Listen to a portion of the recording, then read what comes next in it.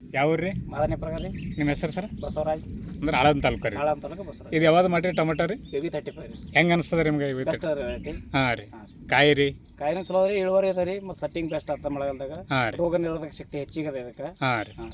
ಅಂದ್ರೆ ಬೇರೆ variety compare ಮಾಡಿದ್ರೆ ಯೋಗಿ 35 Best. ಎಲ್ಲ ರೋಗ ತಡೆ ಶಕ್ತಿ ಅದ. ಸೀಸನ್ ಅದು 2043 ಮಾಡಿದೆ, ಇದು 6 ಮಾಡ್ತೀವಿ ಅದು. ಹಾಂ ರೀ.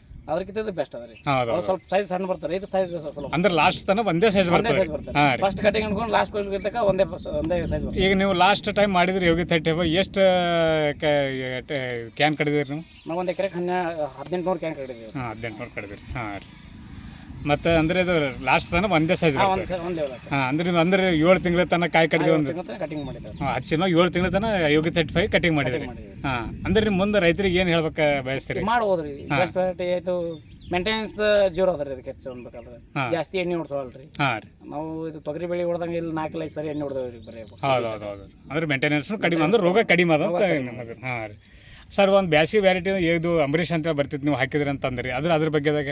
ಅದು ಬೆಸ್ಟ್ ಅದ ರೀ. ಹಾಂ ರೀ. ಹಾಂ ಅದೇನೋದಲ್ರಿ ಅಂಬರೀಷ್ ಕ್ಲಾಸ್ ಅದು ಚಲೋ ಅದ. ಹೌದು ಹೌದು ಹೌದು. ನಮಸ್ಕಾರ ಸರ್, ಥ್ಯಾಂಕ್ ಯು.